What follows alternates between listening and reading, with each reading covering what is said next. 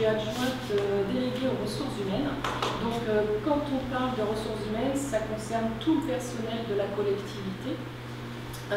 Voilà. Et là, on fait un focus sur le déploiement du télétravail, parce que c'est vrai que suite à la crise sanitaire, le télétravail a pris place au niveau de la collectivité, mais bien qu'en amont, on avait commencé déjà à travailler sur le sujet pour que des agents puissent travailler en dehors, parce que c'est ça le principe du télétravail, de travailler et d'exercer les mêmes missions que dans les locaux dans lesquels ils sont affectés habituellement, de les exercer dans un autre lieu. Alors le télétravail, c'est un dispositif qui est très marqué par le développement durable. Il présente certains avantages comme la réduction de l'empreinte carbone, tout ce qui est réduction aussi des temps de trajet, de la fatigue, du stress, favoriser l'équilibre entre la vie personnelle et la vie professionnelle, tout ce qui est aussi amélioration des méthodes de travail, et puis pour certains agents un peu plus fragilisés, de pouvoir reprendre une activité avec souplesse en tout cas.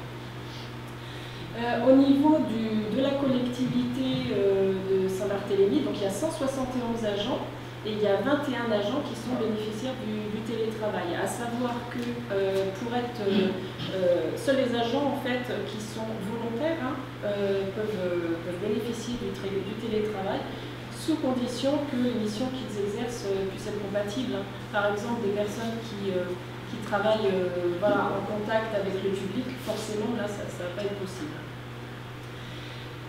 Voilà, donc sur le télétravail, on a une charte qui cadre bien l'ensemble de ces missions, et puis à savoir que le télétravail c'est une journée par semaine, c'est pas tous les jours, c'est une journée par semaine. Voilà.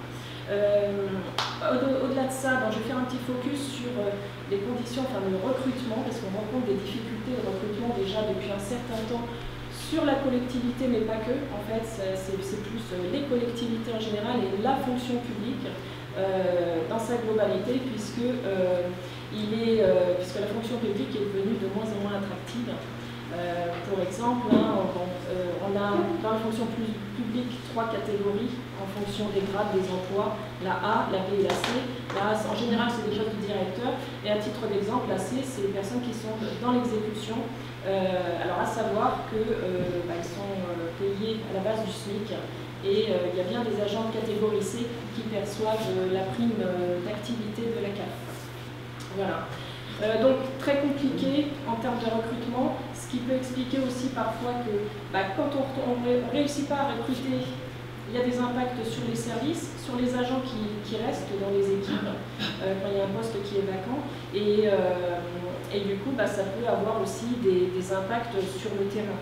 Voilà, les organisations ne sont pas aussi simples, et puis pour le quotidien et le bien-être des agents, c'est pas pratique non plus, ça fait une surcharge de travail aussi.